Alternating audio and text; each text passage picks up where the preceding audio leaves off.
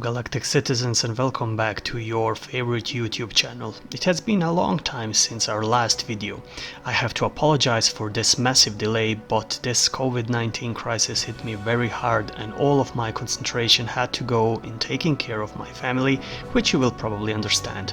I will try to keep up with the content as much as possible, but it will not be frequent as earlier this year. So let's move on to our content. Star Wars: The Rise of Skywalker concluded the Skywalker saga, but still there are a lot of questions that are not answered in regards to the events of the last movie. One of those questions are how Emperor Palpatine managed once again to fool the whole galaxy and build his super powerful Sith fleet on ancient Sith world of Exegol. Calling on all the power of the dark side of the Force, the Emperor transferred his conscience far, far away as his empty body kept falling toward the Death Star reactor to his death. Sending his conscience toward a cloned body designed with Clone Wars era technology by the Sith Eternal, a cultist faction of Sith loyalists who continue to follow the religious traditions of the Sith and sought to resurrect their order. Sidious resurfaced and settled at the Sith Citadel on the ancient Sith world of Exegol in the unknown regions. There he took possession of the ancient throne of the Sith. After Emperor Palpatine's first death on Death Star 2 at the hand of redeemed Anakin Skywalker, first part of contingency plan was activated. We saw a canonized version of this plan in Star Wars Battlefront 2 campaign mode when Emperor Palpatine's Sentinel droids issued order to top Imperial officers like Garrick Versio to activate Operation Cinder. Admiral Versio, Operation Cinder is to begin at once. Resistance, rebellion, defiance. These are concepts that cannot be allowed to persist. You are but one of many tools by which these ideas shall be burned away. Heed my messenger. He shall relay you to your target. Operation Cinder was carried out by the Galactic Empire as a means of devastating several Imperial planets in 4 ABY only a few weeks following the Battle of Endor. The operation officially was part of the Contingency, a plan devised by Emperor Palpatine to ensure that the Empire and its enemies did not outlive him should he ever perish. But that actually was not Emperor Palpatine's true intention, we all know that. Goal was only to distract everybody in the galaxy from his plan, which resulted in creation of the Sith Eternal and most powerful fleet in the galaxy. The final phase of contingency was ultimately carried out in 5 ABY as New Republic forces attacked the Empire assembled on Jakku by Counselor Gallius Rax during the Battle of Jakku.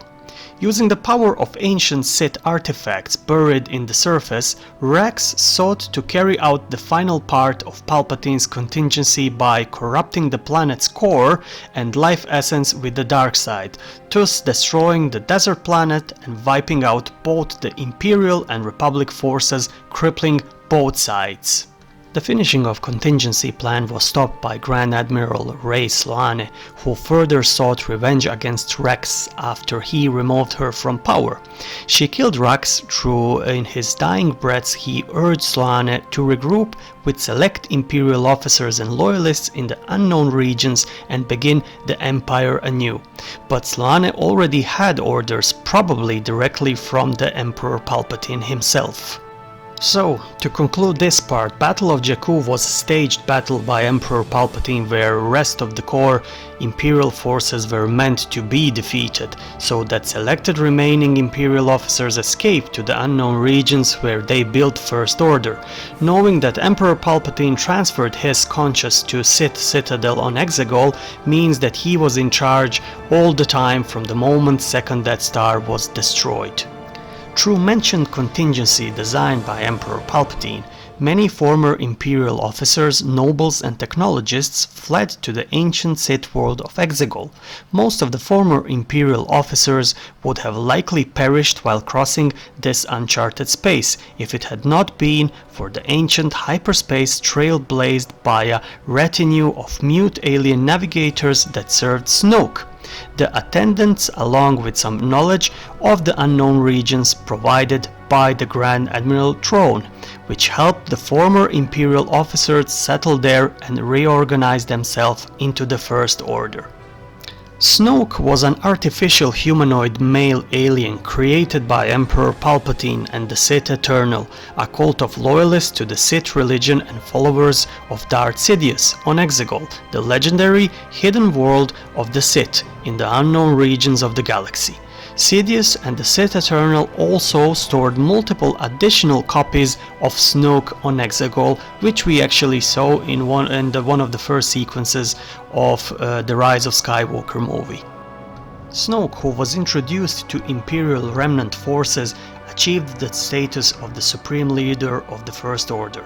The last of the old Imperial leadership, including Grand Admiral Rey Sloane, the political lunatic Ormus Apollin, and even General Brendol Hux, did not expect Snoke's rise to power and were surprised when it occurred. But yet again, it was all the part of Emperor Palpatine's plan and ultimate goal to reveal Sith Eternal and its powerful fleet.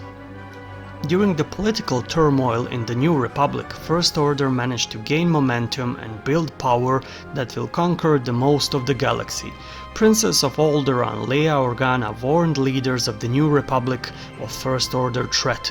However, New Republic leaders were busy enough restoring the Republic and fighting Imperial Remnant's forces like Moff Gideon Imperial Remnant that we saw in the Mandalorian TV show.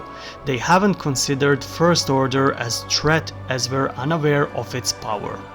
While New Republic and Resistance, led by General Leia Organa, were fighting Imperial Remnants and the new First Order military junta, Sith Eternal cultists were in total secrecy rebuilding their empire for 35 years.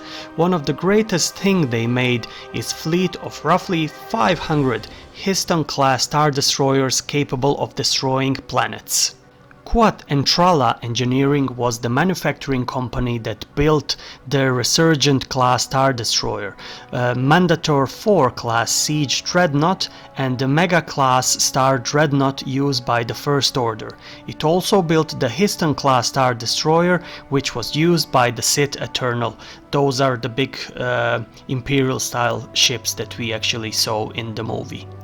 The presence of Sith loyalists within the executive board of Quat Entrala allowed the delivering of necessary supplies and designs to Exegol through various intermediaries.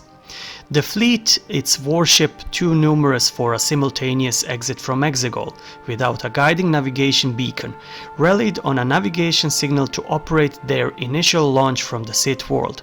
A navigation tower on the planet existed to fulfill that purpose. Beside massive fleet, Sith Eternal was also having complete military that was composed of Sith troopers, Sith jet troopers and the elite sovereign protectors. The Sith troopers were divided into legions named after ancient Sith lords, while the Sith jet troopers were divided into squads named after Sith weaponry. The thousands of Sith personnel were raised as the children of the Sith Eternal cultists devoted to the preservation of the Sith religion, who taught them to revere the power of the dark side. Many Sith troopers had originally been taken by the First Order as children, but due to their potential, Sith Eternal spies called and disappeared them to Exegol, allowing them to become soldiers of the Sith Eternal. So, with all being said, we can conclude that once again Emperor Palpatine, or if you like better Darth Sidious, managed to alter the whole history of the galaxy and fool absolutely everybody. And just before the end of this video I will ask one rhetoric question.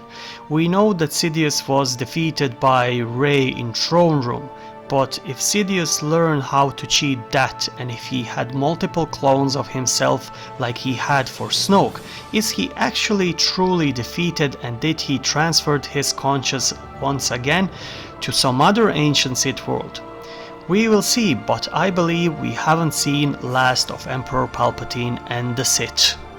So, my fellow galactic citizens, that would be all for today. I hope you enjoyed this video, and please feel free to comment the topic on a comment section below, and don't forget to subscribe to our channel for future Star Wars content. And until next time, may the Force be with you always.